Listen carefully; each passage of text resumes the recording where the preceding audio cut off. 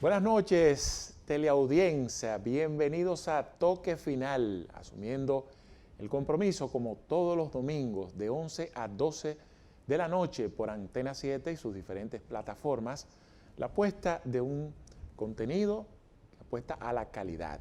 Como siempre, un servidor, Julio Ernesto Martínez, hoy, como siempre, sustituyendo a mi padre, Julio Martínez Pozo, por compromisos, no podrá estar con ustedes, pero asumimos la responsabilidad de llevar, como siempre, los diferentes segmentos que componen este espacio, desde las 10 preguntas, las 10 principales. Tenemos las 3 preguntas hoy dedicadas al anuncio hecho por el gobierno dominicano de deportar a 10.000 haitianos semanales con el licenciado Pelegrín Castillo. Mientras tanto, queremos hacer referencia al arresto de Hugo Veras y Jochi Gómez por el caso de los semáforos y la empresa Transcorp Latam. Desde mi punto de vista, esto no es más que un nuevo show para la sociedad del espectáculo, no por la sed de procurar justicia, sino en la forma en cómo se prioriza el show, el espectáculo, para procurar justicia. A Jochi Gómez lo interrogaron y posteriormente lo dejaron detenido. Hugo Veras, la figura mediática, la figura reconocida, se le hace un allanamiento a estas horas de la noche a su casa, frente de su familia. Según los testimonios de su abogada Laura Costa, él nunca fue interrogado por este caso y se le hace pues todo un aparataje en la que la sociedad se pregunta: a través de este espectáculo pasará lo mismo con este caso, que ya las experiencias vividas en el pasado. Entonces, en este caso, mucha gente sabe que habían unas críticas recibidas por parte de este Ministerio Público, digamos que tiene los días contados ya en cuanto a su titular, que pues ha presentado el interés, mostrado que quiere renunciar, como Miriam Germán, y había unos cuestionamientos de que solo apresaban a figuras asociadas a los gobiernos pasados. Sin embargo, ha habido muchos cuestionamientos de este gobierno y en ningún momento se ha tocado a nadie, que con este caso probablemente se cumplan esas peticiones, ya que Hugo Veras pues es PRMista, es parte de este gobierno, pero en este caso pues lo importante es que este expediente se pueda desarrollar con las debidas garantías, que no ocurra como ha pasado ya en otros casos anteriores. Y cuando uno ve que desde un principio se presentan este tipo de show y espectáculos, se termina asumiendo que eso es justicia. Entonces, cuando el expediente llega precisamente a sus últimas instancias, termina cayéndose, porque aquí nosotros somos en eso un poco hipócritas. Solemos para todo poner ejemplo de los Estados Unidos. Sin embargo, cuando vemos este caso, tú dices, bueno, cuando ellos desarrollan una investigación hacia un imputado, algún caso, ellos se toman su tiempo, le dan seguimiento. Y ya cuando uno ve que al imputado lo allanan o se le tira el FBI le lee los cargos, es porque está acogido literalmente. Lo más que puede hacer muchas veces es negociar pues una condena en función de los delitos que ha cometido. Pero nosotros somos al revés. Nosotros queremos primero juzgar, hacer justicia mediática, entonces luego investigar. Y la mayoría de los expedientes se nos cae. Esto yo lo pongo con un ejemplo del siglo XVII, de una cortesana francesa llamada Ninon de Lenclos, conocida como la reina del amor, cuyo poder de seducción era tal que le brindó la oportunidad de darse todos los hombres que quiso, incluyendo los mejores de su época. Y ella planteaba que una de sus técnicas era sacarle los pies en poco tiempo, disfrutárselo, y luego entonces despacharlo. Ella decía, el amor de hambre nunca muere, pero sí de indigestión. Es decir, como quien dice, esa sed de amar siempre estará ahí, pero lo que embroma las cosas son los excesos, es la saturación. En este caso, la sociedad siempre tendrá sed de que se haga justicia, pero cuando se prioriza el espectáculo, procurando justicia, es lo que termina decepcionando y saturando a la sociedad cuando ocurren este tipo de situaciones como el caso de Hugo Vera. No es que no se investigue, no es que no se lleve, como dicen, hasta las últimas, es que no se priorice el espectáculo porque finalmente esto va a terminar perjudicando pues a ese caso y no pasará nada, como ya muchos anticipan. Vamos de esta forma a hacer un primer contacto de publicidad y seguimos con todo el contenido que tenemos para todos ustedes en Toque Final.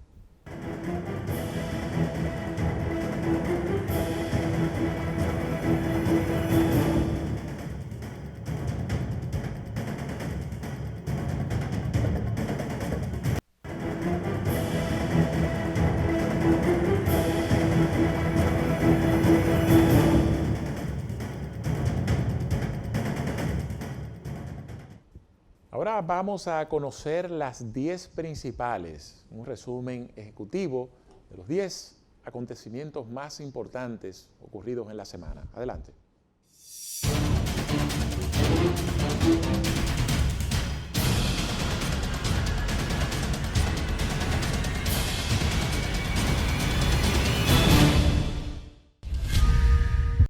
El exdirector del Instituto Nacional de Tránsito y Transporte Terrestre, Intran, Hugo Veras, fue arrestado luego de un allanamiento a su residencia que se extendió por más de 2 horas.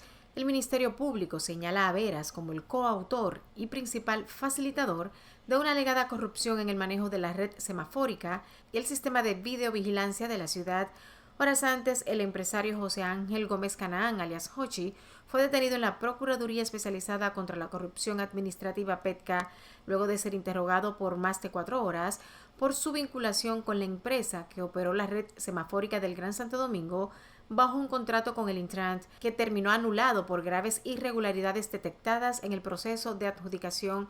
Los arrestos se dieron en el marco de una investigación por el contrato firmado durante la gestión de Veras con la empresa de Gómez Transcorp Latam para la modernización, ampliación, supervisión y gestión del sistema integral del Centro de Control de Tráfico y Red Semafórica del Gran Santo Domingo. El exdirector del Intran y el empresario Jochi Gómez, apresados por las irregularidades en el contrato de la compañía Transcorp Latam, previamente aparecieron ante los medios de comunicación en los que se defendieron de las acusaciones en su contra desde hace un año.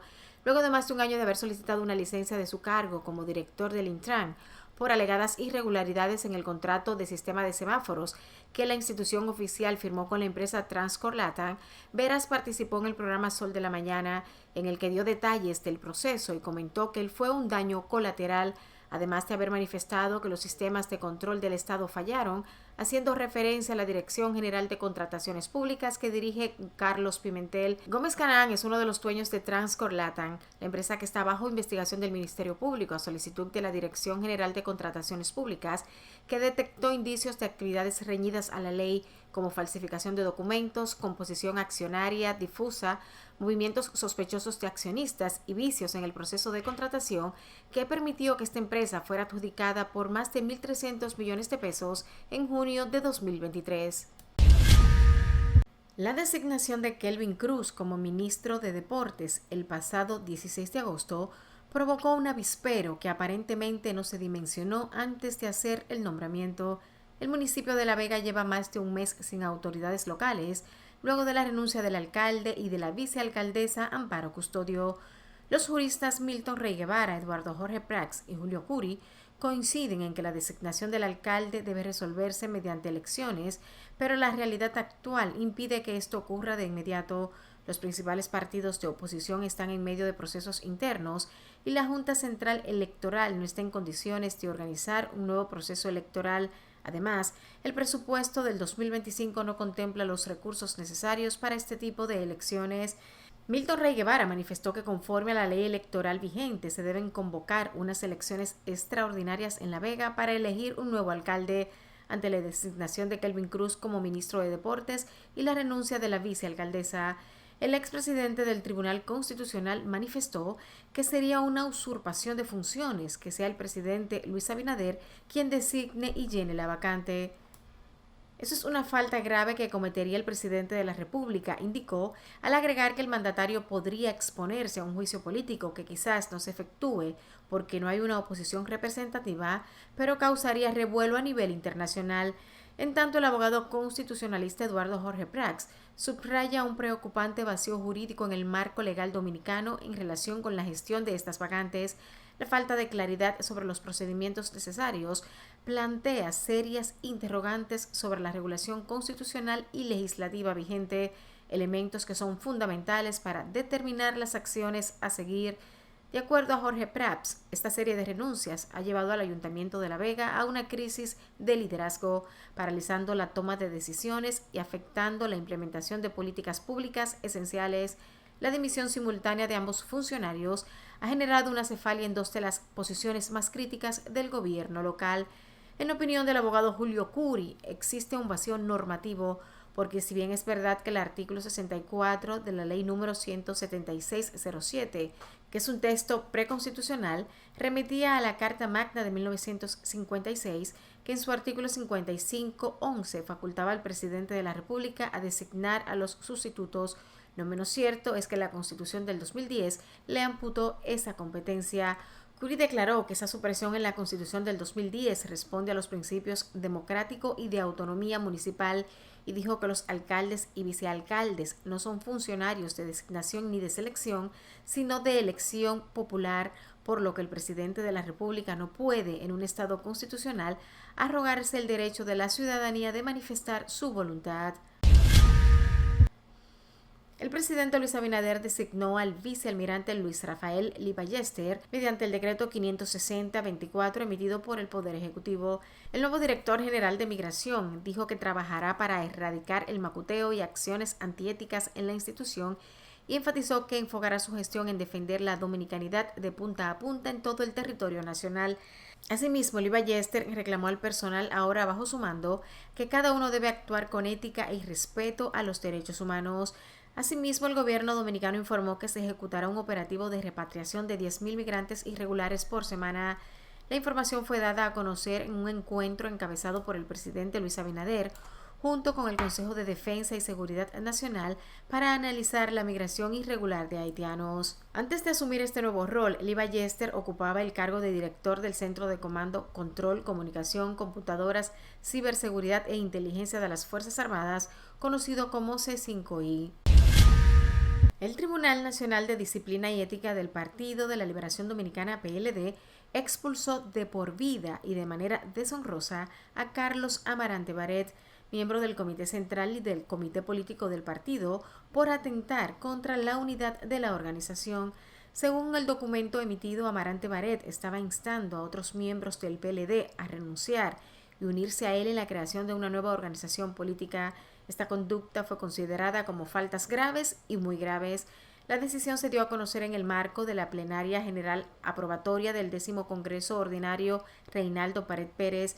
La audiencia se realizó en la Casa Nacional del PLD y concluyó con la expulsión de Amarante Barret, quien no se presentó a la cita a pesar de haber sido debidamente convocado. El tribunal validó la investigación que concluyó que Amarante Barret había violado los estatutos y reglamentos de ética del partido al intentar fragmentar la organización. Esta acción fue calificada como una falta grave, lo que llevó a su separación definitiva del PLD. En tanto, el dirigente político Domingo Contreras renunció al PLD tras 40 años de militancia por considerar que el país necesita una oposición que trabaje con una agenda común y un liderazgo renovado para enfrentar los desafíos actuales. El dirigente político indicó que el PLD desaprovechó la oportunidad de renovarse en los congresos internos celebrados en el 2020 y el actual, y que en su lugar salieron más debilitados de ese proceso. Osvaldo Virgil, quien fuera el primer pelotero dominicano en llegar a las Grandes Ligas, falleció en su natal Montecristi. Tenía 92 años. Con su hazaña de ser el primer nativo de nuestra tierra en jugar en el béisbol de las Grandes Ligas, abrió el camino para muchos otros y llevar la calidad de nuestra pelota a todas partes. El 23 de septiembre de 1956, Virgil apareció en los Gigantes de Nueva York en un partido que marcó el antes y después del béisbol dominicano. Desde entonces, más de 900 jugadores duartianos han pasado por la Gran Carpa, sin fanfarrias, sin anuncios, sin grandes expectativas, casi silenciosamente. Así ocurrió el debut de Osvaldo Virgil en las Grandes Ligas en el estadio Polo Grounds de Nueva York. Jugando todas las posiciones menos de lanzador, Virgil batió 231 con 14 jonrones y 73 carreras remolcadas en 9 temporadas con Nueva York, Detroit, Kansas City, Baltimore, Pittsburgh y San Francisco. En 1958 fue el primer negro que jugó con los Tigres de Detroit, el último equipo en romper la barrera racial. Virgil comenzó una nueva carrera como coach de los Gigantes en 1969. Fue el asistente de tercera base de Dick Williams en San Diego por largo tiempo y luego estuvo con Williams en Montreal y Seattle. Pero no fueron sus condiciones atléticas o capacidad como estratega que convirtieron el apellido Virgil en parte de la historia de República Dominicana. Virgil fue el pionero de un país que se ha convertido en la fuerza extranjera más imponente en la mejor liga de béisbol del mundo. En tanto, un hombre que se identificó como Osvaldo José Virgil y que dijo ser hijo del ex pelotero de las Grandes Ligas, negó haber abandonado a su padre, como han afirmado algunos familiares. Entre las denuncias que presenta el ciudadano destaca el hecho de que se le haya acusado de presentarse tras la muerte del ex pelotero por cuestiones económicas, ya que recibe pagos mensuales por su condición de exjugador de las Grandes Ligas. También afirmó que sus hermanas cuentan con recursos suficientes para mantenerse. El hombre cuestionó el por qué la familia residente en Montecristi no puede explicar qué hicieron con el dinero de la pensión de su padre y por qué no le dieron un trato digno luego de su muerte. Por tal razón dispusieron la realización de una autopsia para conocer las reales causas del deceso del exjugador de Grandes Ligas. Pretenden se esclarezca el destino de los recursos de la pensión de $12,000 que recibía su padre, que alegadamente manejaba su pareja, Ibelice del Rosario Rodríguez, con quien Virgil sostuvo una relación sentimental durante los últimos 25 años de su vida, quien alega que los hijos del exjugador lo abandonaron a su suerte. El recluso que mantuvo de rehén al comandante de la cárcel del 15 de Asua, Ricardo Vidó, y a un agente penitenciario murió abatido de acuerdo a reportes oficiales. El recluso muerto fue identificado como Michael Delvis Ramírez, alias Gembrón, de 38 años de edad. El coronel Vidó, a quien tenía cautivo, fue sacado herido por miembros de la Policía Nacional y llevado al Centro Médico Popular Azuano con 3 heridas de bala, aunque estaba en condiciones estables. El vocero de la Policía Nacional, Diego Pesqueira, informó que el privado de libertad tenía encañonado al comandante de la penitenciaría y también tenía retenido al agente Francisco Alberto Montilla Díaz, quien fue rescatado ileso. Pesqueira señaló que el recluso poseía un arma de fuego y se encontraba condenado por varios hechos delictivos. Ramírez cumplió una condena de 20 años de prisión por haber matado a un policía, de los que habían transcurrido 14 años. El expresidente de Colombia, Iván Duque, manifestó que la industria creativa se encuentra en un buen momento en República Dominicana, con capacidad para generar más de 100.000 empleos y aportes cercanos al 2% del Producto Interno Bruto, PIB, y abogó para que se desarrollen mecanismos como las alianzas público-privadas que contribuyan a impulsar su desarrollo. Con ese trasfondo, República Dominicana se perfila como líder en la economía creativa en la región, impulsada por un fuerte sentido de unidad nacional y la determinación de consolidarse como epicentro cultural. Duque propuso la creación de una ley naranja y un Consejo Nacional de Economía Naranja que aglutine al sector público, privado y creativo para diseñar estrategias que impulsen al país en esta dirección. El expresidente colombiano definió a la República Dominicana como una potencia cultural en expansión e indicó que el país debería adoptar la economía creativa como un propósito nacional capaz de distinguirlo en la era de la inteligencia artificial. Además, resaltó un modelo basado en 8 pilares clave, denominados las 8I: infraestructura física y digital, integración público-privada, incentivos claros, información, instituciones, industria, inspiración e individuo. Estos elementos, explicó Duque, son fundamentales para que República Dominicana logre un posicionamiento sólido en la economía creativa global. El exsecretario de Estado de Estados Unidos, Mike Pompeo, participó en un conversatorio titulado 4 años después, una llamada al futuro, junto al empresario José Ángel Gómez Canaán, conocido como Hochi. El evento se llevó a cabo en un hotel de la capital y reunió a destacados funcionarios y figuras de la política y la sociedad civil.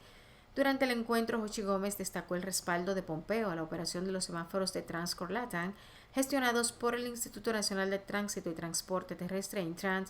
Según Gómez, el exsecretario expresó su confianza en la empresa, resaltando la colaboración tecnológica entre Estados Unidos y la República Dominicana. Pompeo, quien de acuerdo a Gómez Canaán acudió al país para darle un espaldarazo y un voto de confianza en medio del conflicto que involucra a la empresa Transcorp LATAM, que operó la red de semáforos inteligentes y que recientemente fue acusada de sabotearlos. Pompeo hizo referencia a lo vital que resulta la tecnología para la seguridad nacional de los países y refirió que ante malinterpretaciones del uso de las tecnologías es importante que se responda con la verdad y con transparencia. Durante su disertación, Mike Pompeo reflexionó sobre la importancia de mantener los principios democráticos y cómo la tecnología, cuando se implementa adecuadamente, puede ser un motor para proteger y promover estos valores en la región. La democracia es más fuerte cuando es transparente y cuando se apoya en las tecnologías adecuadas para ofrecer igualdad de acceso a la información, puntualizó el ex secretario de Estado. Hassan Nasrallah, líder de la organización militante Hezbollah en Líbano durante más de 3 décadas y quien la convirtió en una fuerza política nacional y en una potencia militar regional con misiles balísticos que podían amenazar a Tel Aviv, fue asesinado junto a 7 de sus comandantes de más alto rango en intensos ataques aéreos israelíes cerca de Beirut. Tenía 64 años de edad. Durante casi 2 décadas, desde que Hezbollah libró una guerra de un mes contra Israel en 2006, Nasrallah había evitado en gran medida las apariciones públicas y el uso del teléfono por temor a ser asesinado. En las últimas semanas, Israel había llevado a cabo repetidos ataques aéreos en la misma zona para matar a otros altos mandos de Hezbollah, entre ellos algunos miembros fundadores que llevaban en la organización desde su creación a principios de la década de 1980 para luchar contra la ocupación israelí del sur del Líbano. A lo largo de su carrera se aferró a su mensaje central, que Israel era una presencia extranjera y amenazadora en la región que había que eliminar y que era tarea de todo musulmán contribuir a la lucha. En ese mismo orden, Israel afirmó que sus tropas de tierra cruzaron a territorio libanés, lanzando lo que el ejército describe como incursiones localizadas para erradicar a los combatientes y la infraestructura del grupo político paramilitar Hezbollah. Paralelamente, Israel sigue bombardeando los suburbios del sur de Beirut, bastión de Hezbollah. El ejército israelí anunció la muerte de al menos 8 soldados en combates en el sur del Líbano, donde lanzó una incursión terrestre para atacar posiciones del movimiento pro-iraní. Estos enfrentamientos se producen en medio de un cruce de amenazas entre Israel e Irán, que el martes pasado lanzó el segundo ataque directo de su historia contra el Estado hebreo. Claudia Sheinbaum, del izquierdista Partido Morena, juró el pasado martes como la primera mujer presidenta de México en más de 200 años de historia de ese país, aprovechando el entusiasmo por los programas sociales de su predecesor, pero también enfrentando desafíos que incluyen niveles obstinadamente altos de violencia. La científica, convertida en política de 62 años, recibe un país con una serie de problemas inmediatos, entre los que también se incluyen una economía letargada, construcciones programadas no completadas, una deuda creciente y la ciudad turística de Acapulco devastada por los huracanes.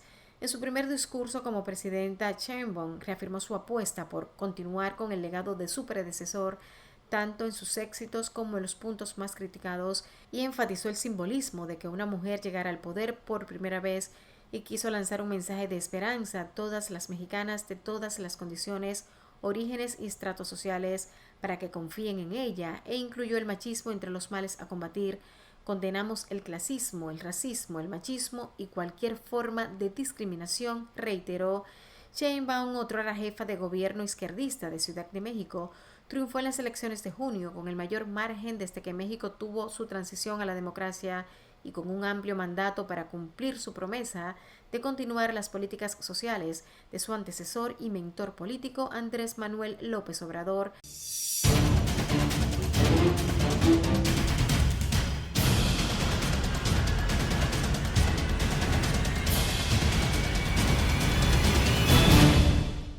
Pausamos y retornamos con las 3 preguntas con nuestro invitado Pelegrín Castillo.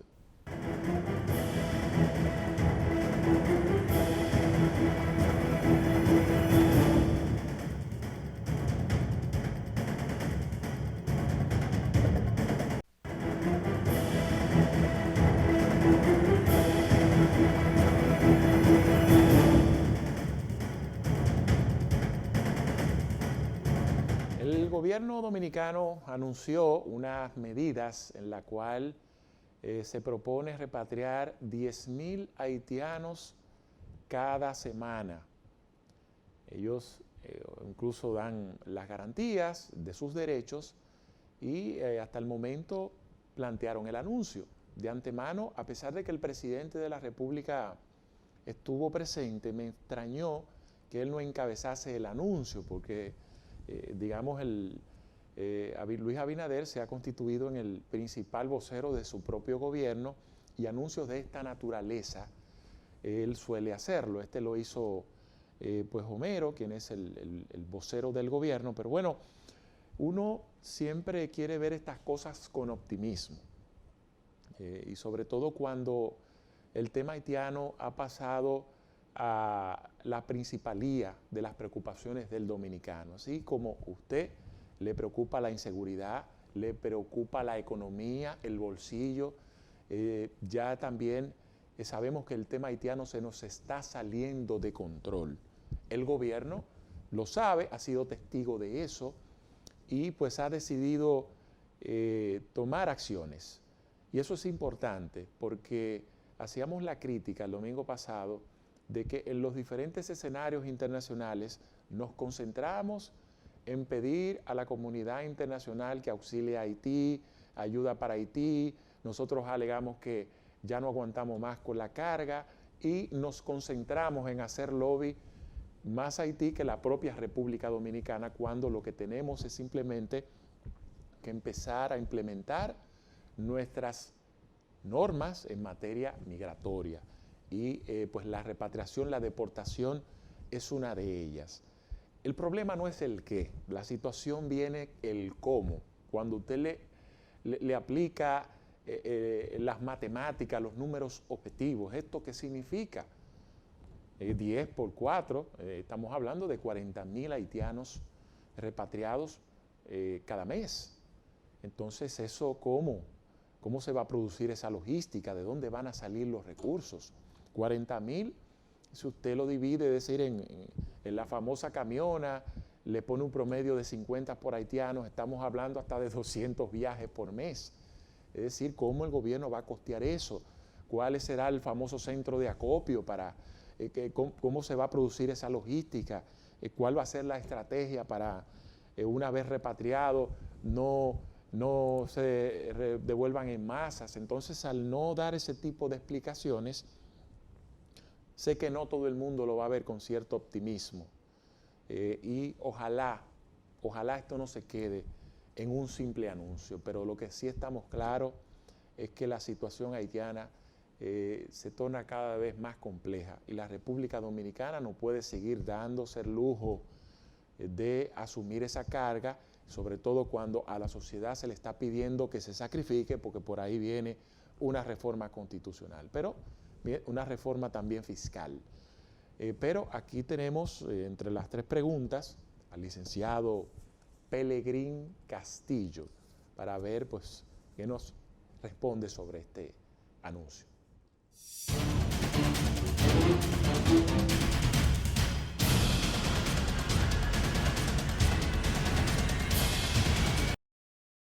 ¿Qué implica la eliminación por parte de Israel del principal líder de Hezbollah, Hassan Nasrallah, y de varios de sus potenciales sucesores?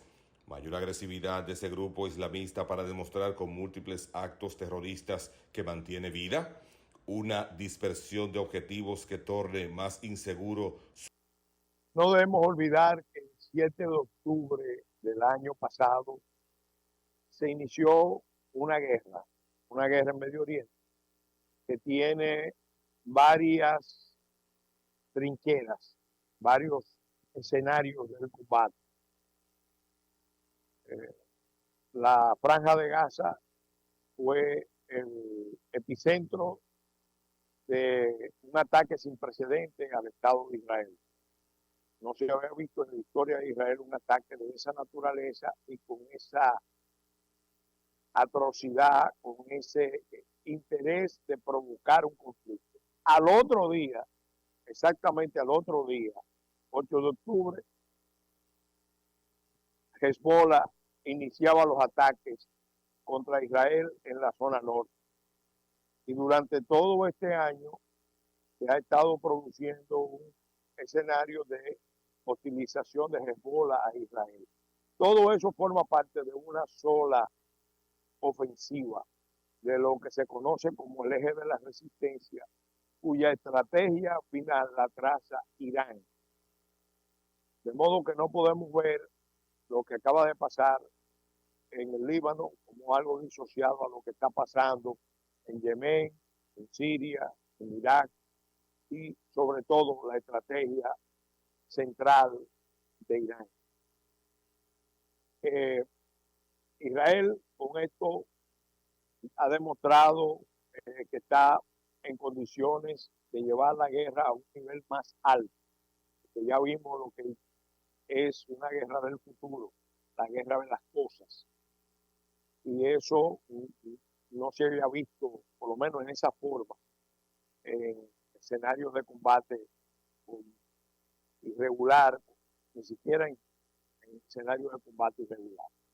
De modo que creo que esta guerra regional, porque ya se puede hablar de una guerra regional, va a ir a más en los próximos días, en las próximas semanas, y creo que al final todo confluirá en un esfuerzo regional por derrocar al régimen de los ayatolas de la revolución islámica chiita en Irán, que tiene un objetivo muy claro. Ellos están haciendo desde hace muchos años la yihad contra Israel y contra Occidente, y por eso mismo se explica la alianza entre Hezbollah, el Partido de Dios, de orientación chiita, que propiamente anuló, mediatizó y ha derrumbado el Estado del Líbano, y Hamas, que es la expresión palestina de la hermandad musulmana, que es un movimiento que está presente en todo el mundo musulmán, son fundamentalistas y que aspiran a la destrucción de Israel y de todo vínculo con Occidente. Por eso tiene mucha razón el presidente Aznar cuando dice que esta es una batalla de civilización y que si Israel perdiera esa batalla, la próxima lucha se librará en toda la zona sur de Europa, en el Mediterráneo, en el norte del Mediterráneo, es decir, en los países mediterráneos, empezando por España y Portugal.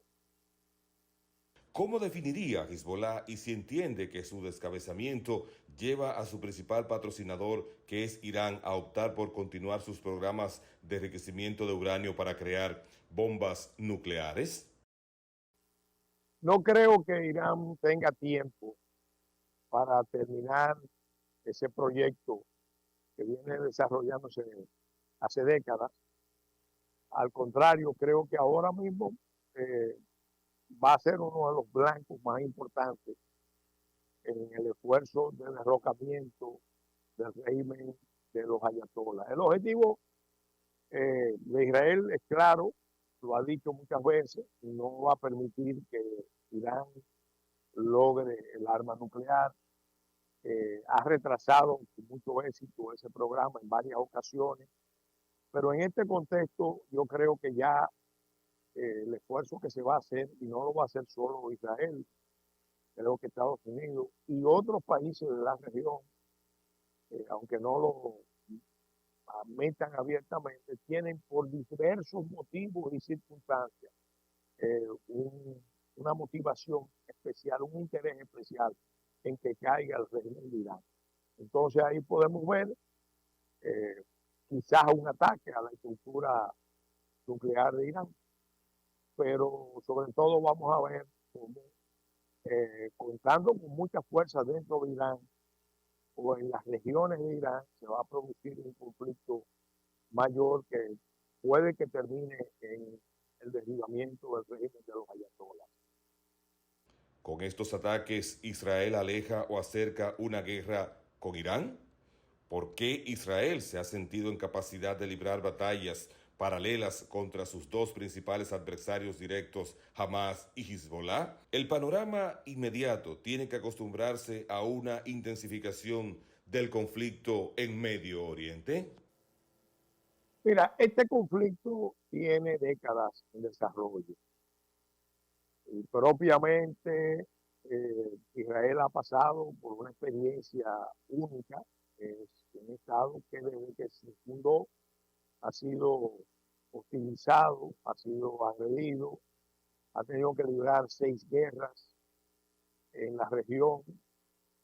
Pero no nos olvidemos, el objetivo de todo lo que pasó el 7 de octubre era precisamente impedir que se pudiera avanzar en el pacto de los Abrahanes con un acuerdo con Arabia Saudita y todavía más aún que se pudiera concertar una alianza con la India para crear una ruta alterna a la franja y la ruta de la seda de China a través de Medio Oriente. Yo creo que el blanco del ataque fue fundamentalmente ese plan que se anunció en la reunión del G20 en la India. Era un plan que dejaba fuera los intereses chinos y dejaba fuera a Irán y iba a formalizar las relaciones diplomáticas con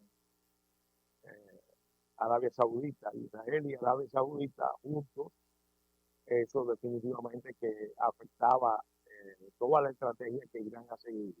Pero ahí ahora mismo estamos viendo que la situación de Irán no es fácil, porque ha tenido incluso conflicto últimamente hasta con Rusia, que es su aliado.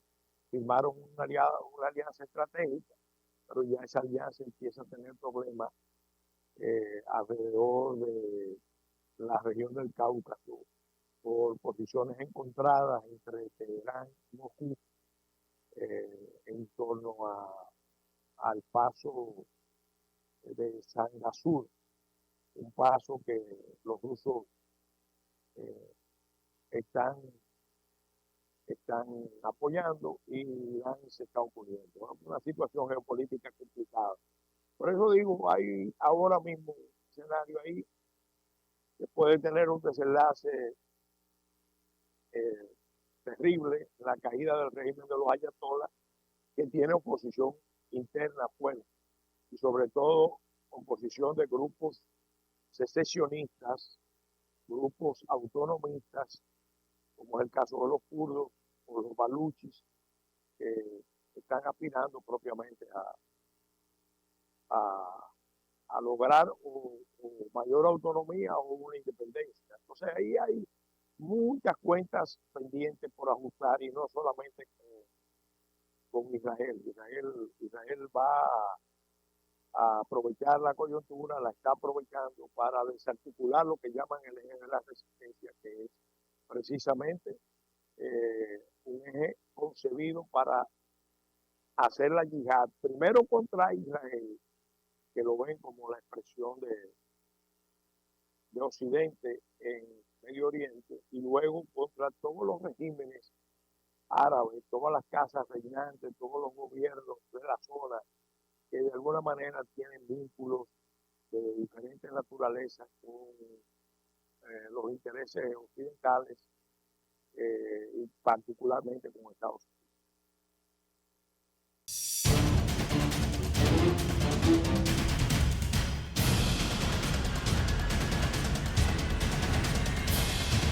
Vamos al contacto y retornamos con más contenido para Toque Final.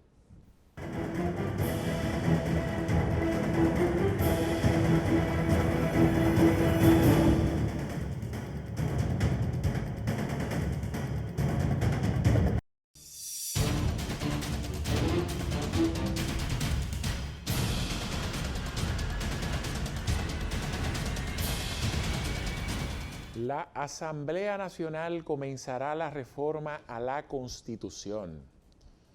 Como era de esperar, el presidente de la República ha decidido plasmar su visión política a través de una carta magna, asumiendo la número 40 en la historia de la República Dominicana, lo que es innegable a todo aquel que ha presentado, digamos, inconformidades sobre esta, negarle que él quiera plasmar su visión. El tema está en si las consideraciones que se proponen en la misma son necesarios o no. Desde mi punto de vista, he sido crítico sobre esta propuesta de reforma constitucional sobre la base de que no me convencen los argumentos expuestos, sobre todo con las consideraciones más importantes. Estamos señalando la unificación de las elecciones, que se presentó la propuesta, pero no se consultó al árbitro, que es la Junta Central Electoral, a quien se va a encargar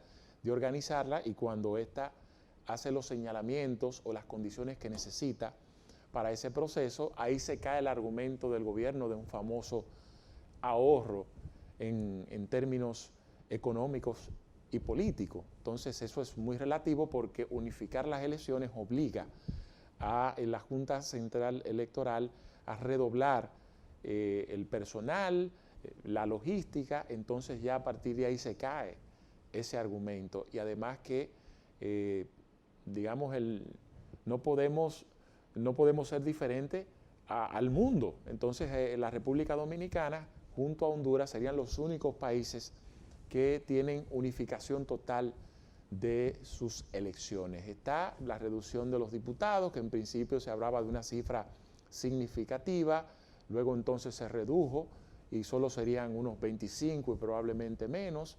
Hay otras propuestas que están relacionadas con petrificar el tema de la reelección, que desde luego ya la propia Constitución dice que si usted gobierna 8 años se va para su casa y no vuelve más, y el hecho de usted petrificarla obligaría, petrificar ese artículo, a hacerlo con un referéndum. Entonces, si eso no se plantea, el hecho de petrificarlo, pues entonces obligaría a que en próximas modificaciones constitucionales ese tema se toque y se le venda a la sociedad que ésta lo petrificó, cuando ustedes saben que con una modificación, desde luego, eso no tendría ningún problema en que se cambie. Entonces, lo que sí quiero compartir con todos ustedes, lo que son los objetivos que se tratan la mayoría de los presidentes cuando deciden reformar una constitución.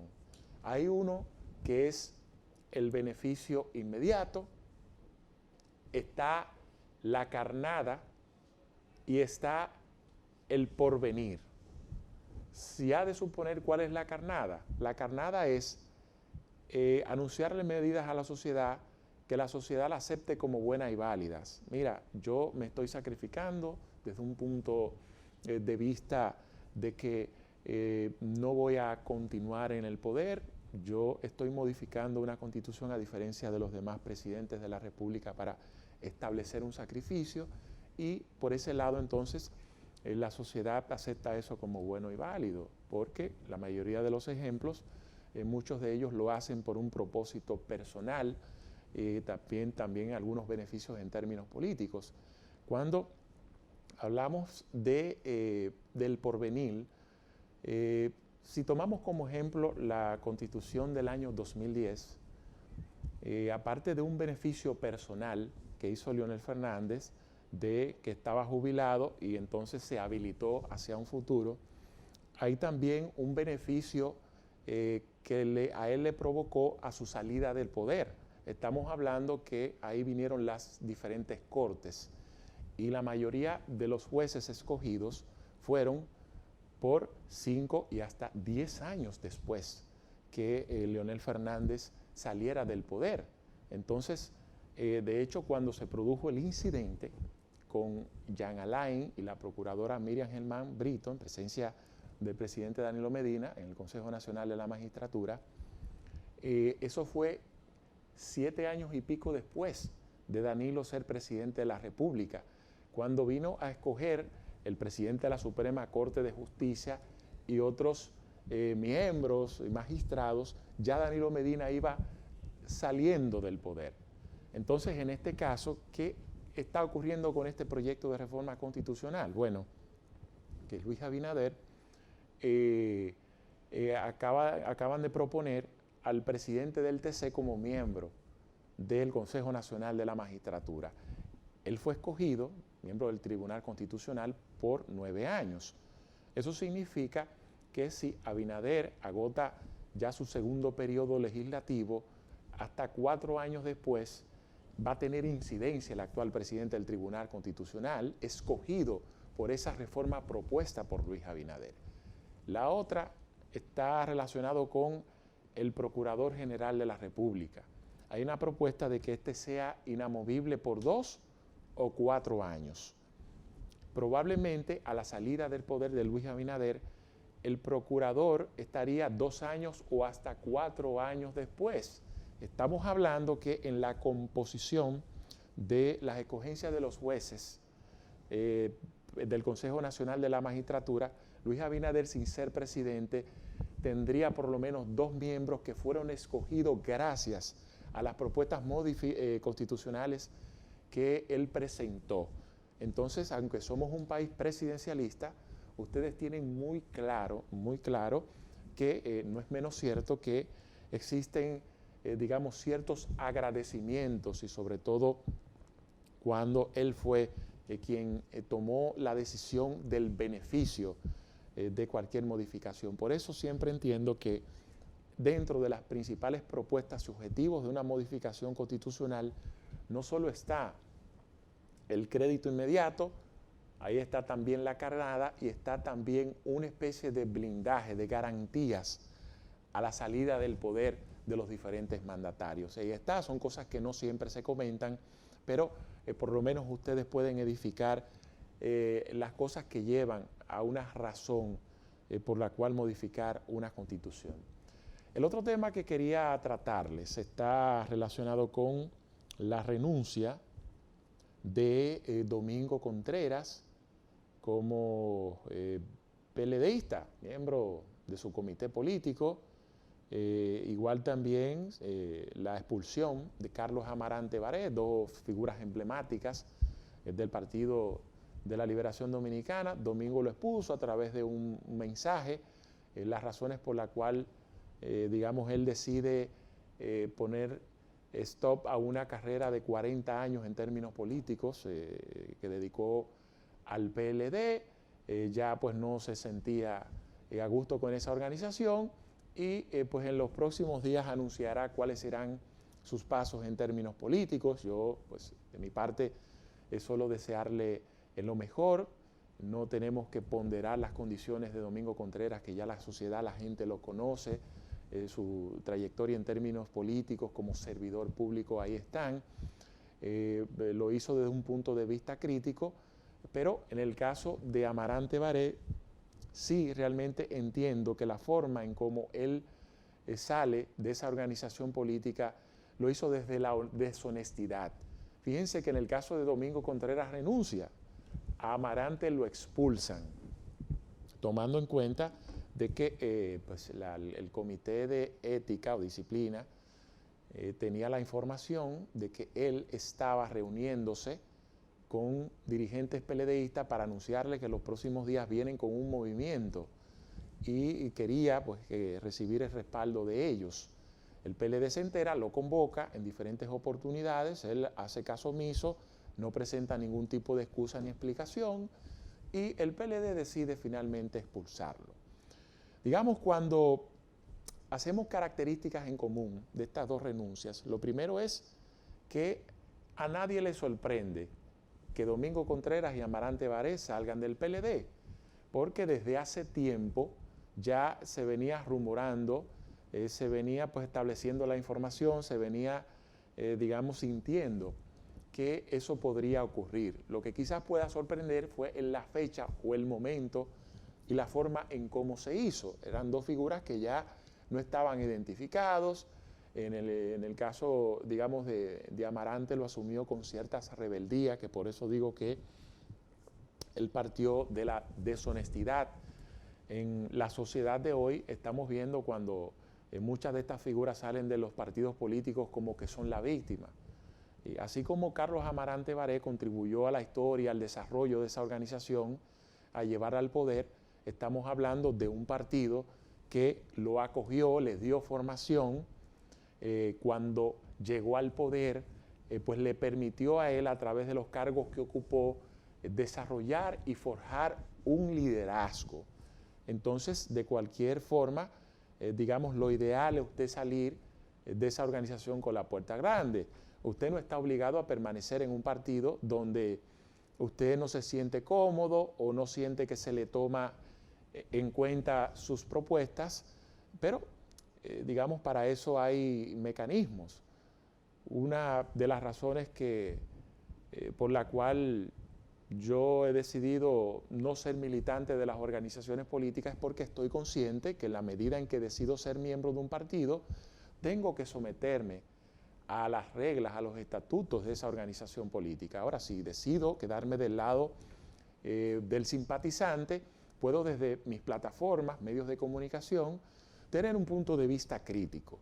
Pero él decidió actuar de repente con cierta rebeldía, con cierta disidencia y pues el partido entendió que debió tomar una decisión de esa naturaleza. Él lo celebró, fue una decisión que cualquiera lo hubiese hecho de otras formas, ya sea a través de un comunicado o dando algún tipo de declaraciones o entrevistas. Él lo que mostró fue una foto en la playa y uno lo interpreta como, bueno, yo estaba loco porque me expulsaran, me da igual salir de esa organización política porque ya yo no me sentía a gusto ni cómodo. Entonces, por eso digo que una cosa es la renuncia y otra es que te expulsen, y creo que figuras de esa naturaleza lo que hacen es que, digamos, eso dice mucho de él y de su futuro.